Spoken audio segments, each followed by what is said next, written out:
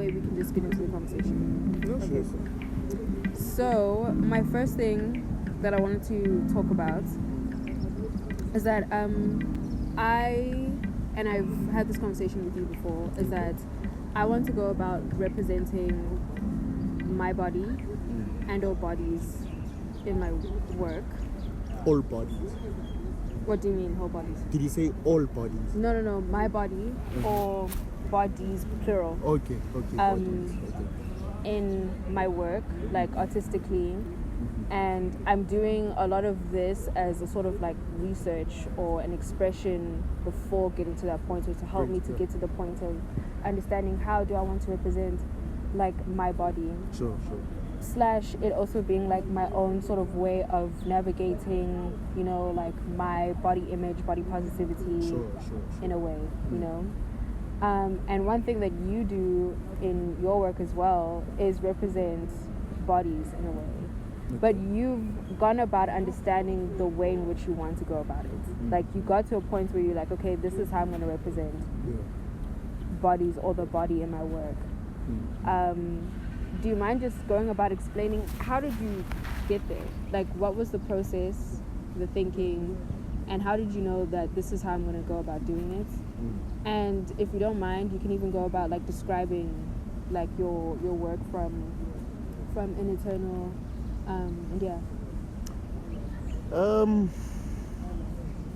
I don't like. It's so interesting to actually hear you say that. It seems like I have it refined. Like I know exactly. Chief, I don't know. Like honestly, it's a shit ton of experimenting, which I still do till this day. And like honestly, there's already so many problematics in representing a body, you know.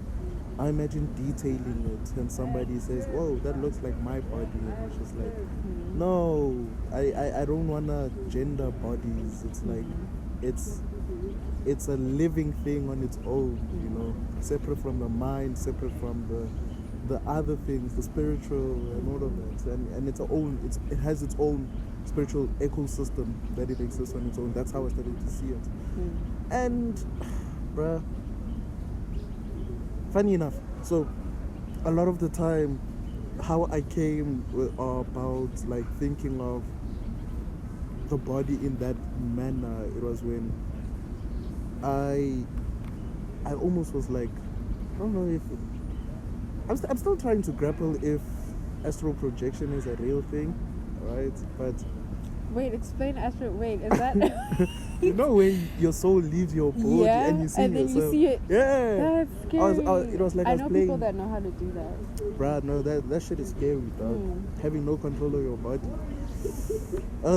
Some others would say it's also lucid dreaming. You're just in a dream state and it's over. But I was high. I was cross-faded. I was high and drunk.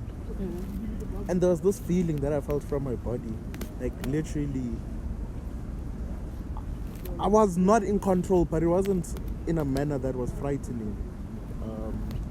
And more especially for my first encounter with specifically that feeling. And I was like, oh, it's so interesting. Like the body is living. It literally has blood vessels. It has this. It has its own ecosystem. But why would it respond to this in certain environments and all of that? And I started to treat the body as literally something that's a point of investigation. So how do you investigate the body, you know, in relation to what is around it? And from that, I started developing a language using that, which is the head detached from the rest of the body.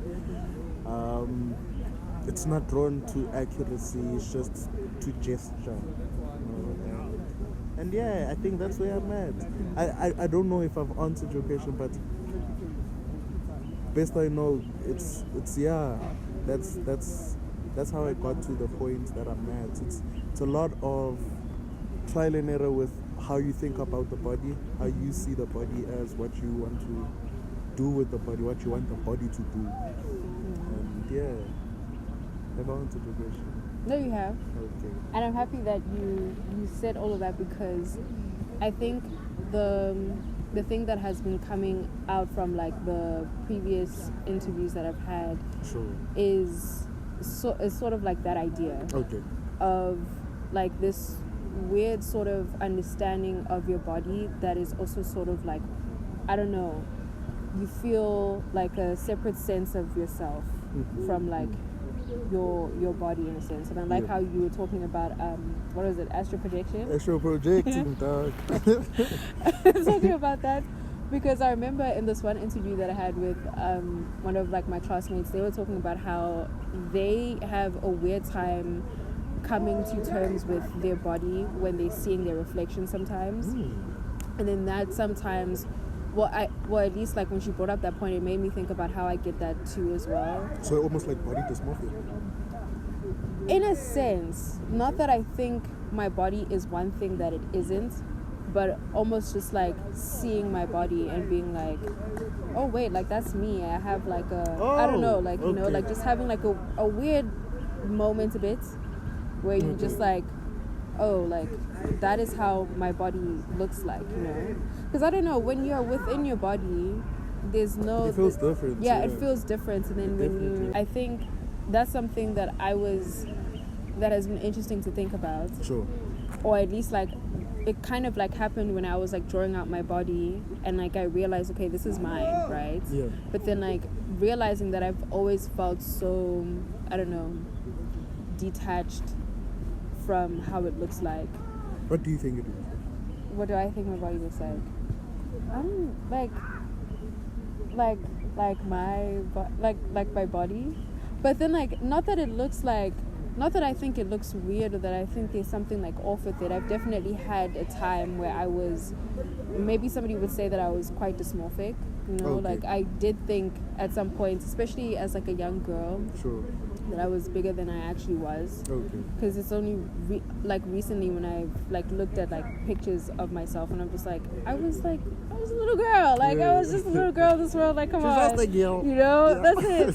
Yeah. And then so I think at like that time I was like quite dysmorphic, but then like nowadays I'm like okay with myself, but then I still get a like, I don't know, I still see myself and I'm just like, it hasn't like registered to me in like a sense that like this is like mine, you know. It almost feels as if like it's not mine in a sense.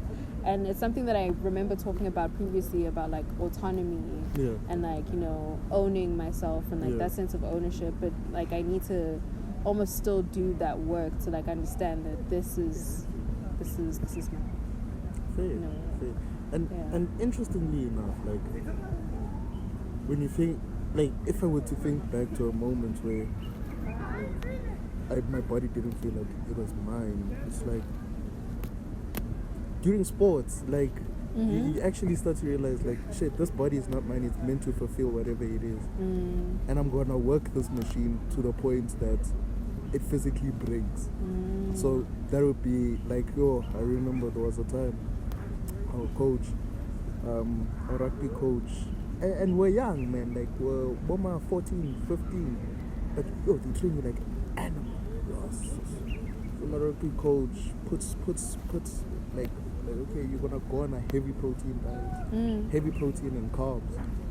You're eating, you're stuffing your face, and then onto the training ground, and you're being beaten, battered, and all of that. So, like, now that I think of it, like, there are moments, maybe not as similar as yours, but there are moments that I have felt like this body isn't mine. It's very surreal, but it's not like in a way to say, hey, man, it should look different or it is somebody else's. It's just like there is a mistune at a moment, like what you understand in it, being in it, and what you understand being in it, looking at it, if that makes sense. So those, so I get you. I actually do get you. It's like, it's, I can imagine also like maybe for you it may be a lot more apparent, seeing that you're a very observant person, especially of yourself. So yeah. Okay. I'm very fascinated with you being able to like make that connection or like relating to that, Okay. which kind of makes me want to bring up a point, but I Pop-off. don't know how you're gonna feel about it. But I actually was not thinking about interviewing like men Okay. Why? because I think I only thought about interviewing women because I just wanted to see if there was a relation between me and other women, because my initial understanding is that only me and women and other women like are gonna understand and relate. Okay. Only to find, I think, when I proposed to, this idea of starting like these interviews to other women, a lot of women actually weren't keen. And also getting into very like casual conversations with women, and women just like not really like being willing to actually have this conversation. But what makes them so closed off? And I know I'm also asking this question as a male. You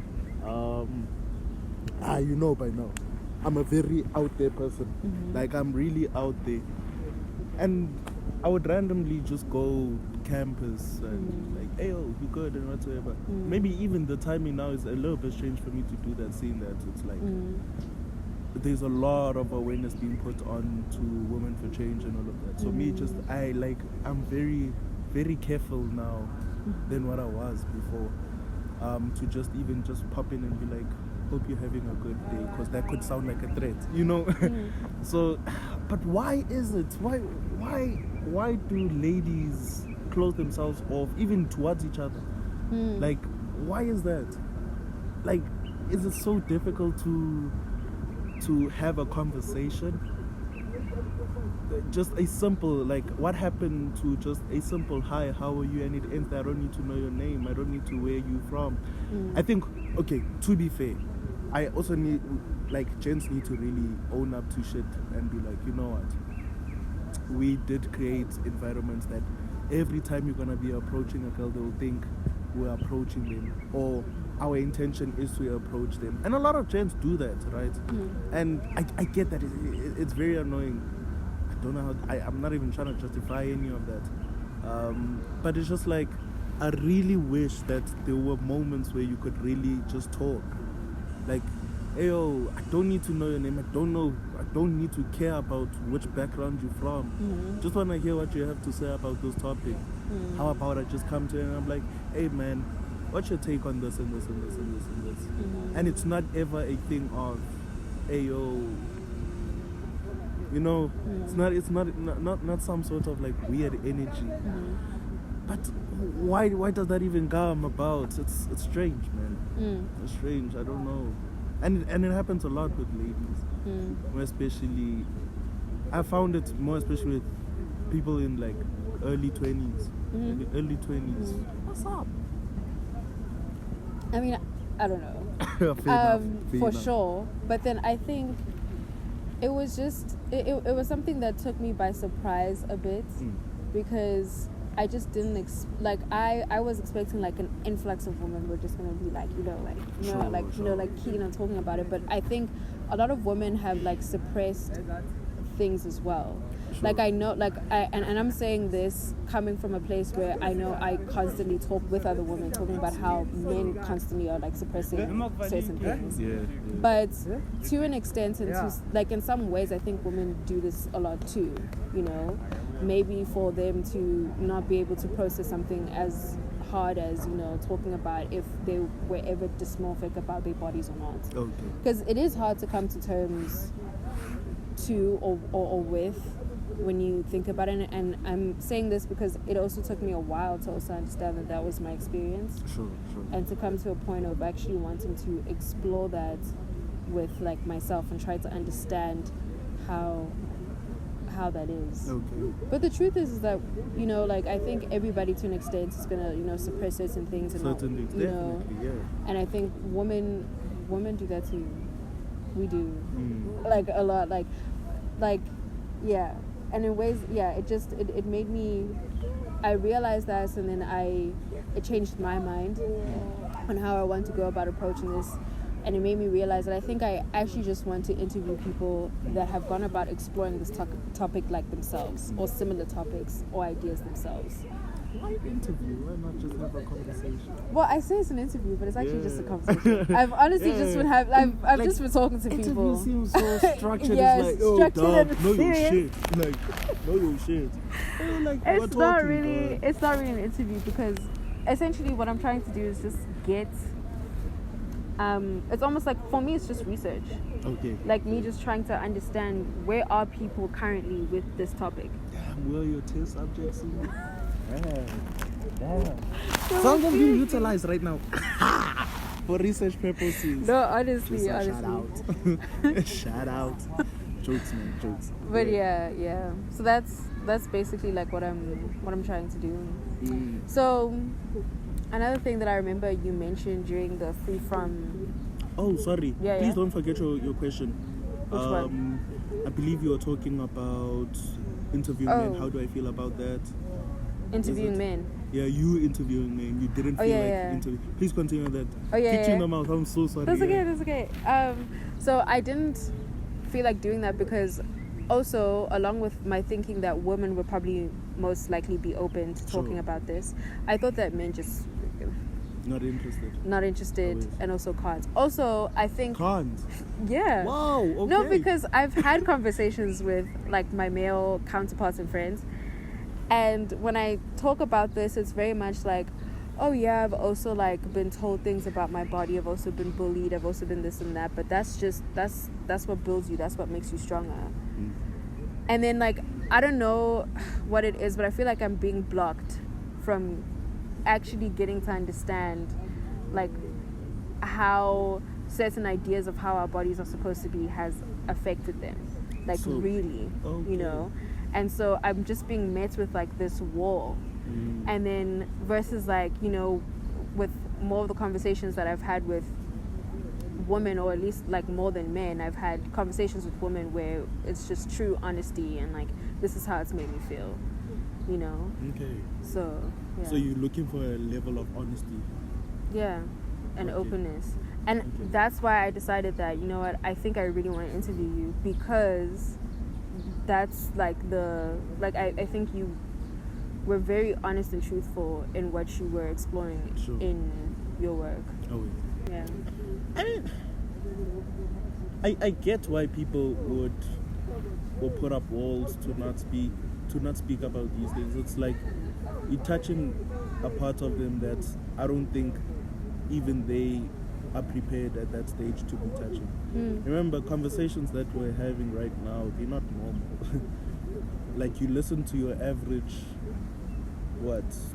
21, 22, 23-year-old, they're looking for the next nut, whatever you want to see the nut as. They're not willing to put in the work and really like stay in the confusion. Okay, we're gonna get a little bit academic right now. So Fred Moulton, one of my favorite writers, he speaks about this idea of being lost in the ocean. Yeah. So being lost in the ocean, so I'm paraphrasing for people that actually read Fred Moulton. You will forgive me. So, so he speaks about this analogy of being lost in the ocean and like getting lost in that mess. You know, people often want to swim towards the shore, but forget the very same thing that is keeping them alive and surviving. And our job should be to investigate what is keeping us alive and surviving and make that the reason why we're thriving. So in you floating, what is keeping you afloat? Don't be interested in the shore, because that is something far-fetched. You are here now. What is that thing that you need to sit with and understand, dissect, you know? So that once I really read a bit of his writings, it really made me think about the black body and how we deal with a lot of this mess that we're all in, right? We understand things to be very linear. It's from grade 1 you're going to grade 2, from grade 2 you're going to grade 3, after graduating you're getting a job. But what happens if you just explode everything? How come, like, why is development understood to be from going from this to that? Why can't it be in the mess of things. And I think that's where the true beauty lies. It's when you truly get lost in the mess. So that very same thing that you're afraid to interrogate it. You literally have nothing to lose besides time thinking about it. But even then, it's time invested. Yes. You know, it's invested. And I think people are just not willing to put in that. It feels like a lot you're sacrificing. Because it really is a lot. Like having to look yourself and you'd be like, yo, let's talk, dog. It's not an easy conversation. It's not an easy conversation. Now imagine having to put it on a mic. It's like, whoa, okay. It's a little bit too much for me. But one wouldn't want to admit that, and I understand. Sure. Okay. Then do you think, because I remember you mentioned something else. Like, I feel like I remember this session that you had when we were talking at the Freeform Studios thing, like quite a lot. Like, it's been like in my mind, like quite a lot, because you mentioned something also about like masculinity. Sure. And how you've gone about really having to think about your masculinity. Sure. But then you mentioned something, and it's okay if you don't want to go into it because of this other point that you mentioned about like how within your culture that's like going into that, like, either way, I'm close, I guess. Yeah. That's not something that you go about having to discuss, like, you know. So do you think that can like relate to like what we're saying about like maybe like men in general not being able to be quite open about that, or not really wanting to be lost in that? Because I remember even when you were talking about having to think about like, or rethink your masculinity somehow, something like that was like that's something that you have to like dive into almost, like it's quite, it's not like light, it's quite deep, you know, like because you have to maybe change certain ways of thinking almost. I'm learning. Yeah. You have to do a short time of unlearning. Oh look.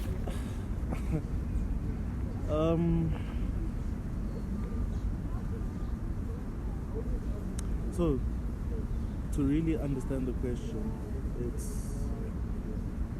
you're asking of me what is my journey with masculinity? If you're comfortable with mentioning I don't it. mind, Okay. Okay, so I can't tell the story of my masculinity without giving a brief background. Single parent household. My mother raised me. I'm an only child. Which I argue about with my mom about. I'm like, yo, dad, we should have popped another one. It's lonely out here. It's lonely out here. But I like only children though. Why? You guys are you just said I don't give only child vibes. You've said that before. Yeah, I have said that before. That's crazy. But then like I like only children because they're kind of the best people out there. You guys are actually the best. Come on, shout out. No, seriously. Every single She just called me the goat. every single person that I've met is like an only child. Is just like they operate like they have always been around people, even though they kind of grow up like sort of like alone, or you think that they don't know how to like go about like socializing, but they're kind of like the best socializers. You guys are actually kind of really good at that. Like, I have to give it to you guys. You have encountered a good bunch of only children. Do you think I haven't met some of them? Yeah, you get devils. Shit. Oh, not perish, boy. Not perish. There's no way. Like, so my idea of masculinity was through my mother, who understood masculinity as a woman. You know, and it, within her own rights, guys. Like, come on, she's just a girl. Like, I really understand it.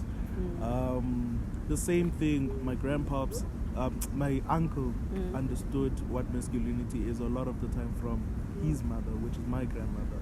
My grandpops was working a lot, so it keeps going like that, and it's just like, whoa, okay, when is the cycle gonna end? My old man passed on when I was younger, so I couldn't understand what masculinity looks like in the immediate, you know. And that my first time questioning that was in grade 8. Just like, yo, Funding, you are bound to be a man soon, like sooner than you think. And I think I jinxed it because I needed to man up then. I had a big conversation with the family, and they were like, nah, you need to start, you know. So about, excuse me, from there, but don't think my childhood was taken away from me. It wasn't. It really wasn't. So from there, it was just conversations with the Bruales, you know, throughout high school. They didn't really want to engage with it. And then end of matric, that's when I met people that were really interested in this, and like really talking. It's like literally just put a picture up and just like, Majida, what does this look like? You know, what does masculinity look like? From people from taverns, like tavern culture, you know, Ekasi, you go all these places, and it looks different depending on where you are, you know. And from that, I think I did what you are doing to us now. I took it as test subjects. Took them as test subjects, and I was like, okay, what works for me? What works for me? You know, what is this? Is this the path that I wanna be going in? What we would call it, red pill content, blue pill, whatever it is. I'm like, nah, I don't think I'll even lie on anywhere in that spectrum. I'm going to start from scratch, and what you're looking at is a product that is starting from scratch. So that means I'm still unlearning a lot of shit that I don't want. There's a lot of shit that I don't want to be carrying that I'm learning. You speak about loyalty. You speak about provision. What that even looks like. What does being the quote unquote modern man look like? You think about ideas of family whatsoever. You start to refine it to you, just like, and you know what? I hate that shit actually. Nah, let me call it out. I hate that shit. I'm speaking vaguely. You know, when somebody says you need to tailor it for you, they never tell you how you actually do that. Yeah. And that fucking annoys me. Just tell me, how do I do that? Bruh, it's as simple as sitting down and literally dealing with the difficult conversations. Deal with the conversation. Question things like, bruh, are you really a man outside of certain other things? If you're looking at certain things, like if I look at you as a fellow sister and I sexualize you, is that the kind of imagery that I would want on my daughter if I'm ever gonna have a daughter? Things like that. You look, okay, what is for me, you know, I am kind-handed. If you have too much to carry, I will help you, not because I was told that that's what you're supposed to do. I know I have the physical capabilities to do it, and I will do it. Whether you say no, I'm okay or not, I will do it regardless, you know. So it's things like that. Really refine the kind of what masculinity looks like, you know. You chop it. It's like an artwork. Allow it. You'll fuck up. You'll fuck up. Like, my mom doesn't agree with a lot of things that I say now, and what can I say? It's something that we still conversate about. Just like, you know. That sounds like, I don't know. Do you feel like there's like less pressure or like more pressure with that? With what? With having to almost like start by like your own, or like building up like your own standards. Does that put more pressure on you, or is that relieving you? I think it's more pressure on myself, because in my nature, if I see if I want something, I need to see it through. Whether I'm fucking up and it's going south in, I need to see it through. So it's a process of dealing with shit that you don't want to deal with. How do you stay up at 2 a.m. grappling that question of, hey, buddy, you know you failed in this, like, you said you're gonna get this done. You made a promise. You're really gonna be that kind of gent who's not gonna uphold to that shit. And it haunts me. It's just like, oh wait, shit. Another thing that's haunted, oh shit, electricity. I have no electricity and I need to cook. But what am I cooking? Nothing. Oh shit. You know? And then you dealing with sexual urges of, like, literally, you know, you have the capabilities to be using a woman in whatever way that is selfish to you, but you stop yourself from doing those things. And it's a real struggle. Some people will be like, you are supposed to be doing it, but it's a struggle at the end of the day. If you want to downplay it, go ahead, buddy, enjoy. But it's a real struggle that people go through. I go through, and all of those things, you know.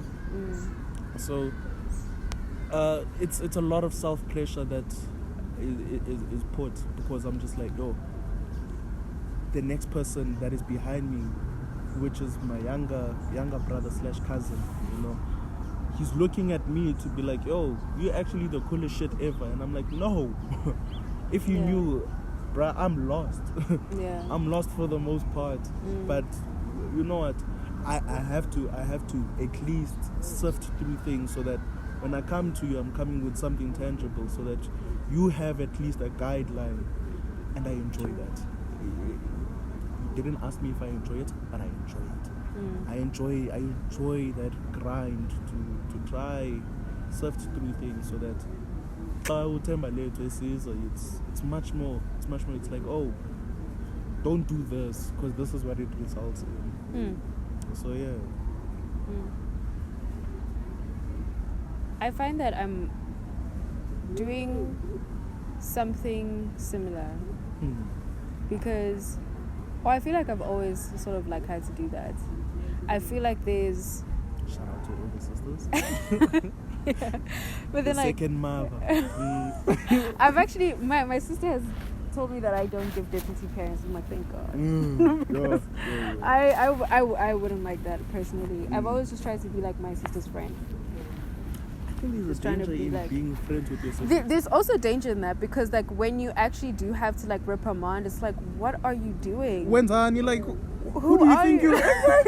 It's like, what happened to buddy? No, and then like now I can't be buddy anymore, and like you also like the bad guy if you start being like, you know, like their friend and stuff. Yeah, but make it clear, I'm not your friend.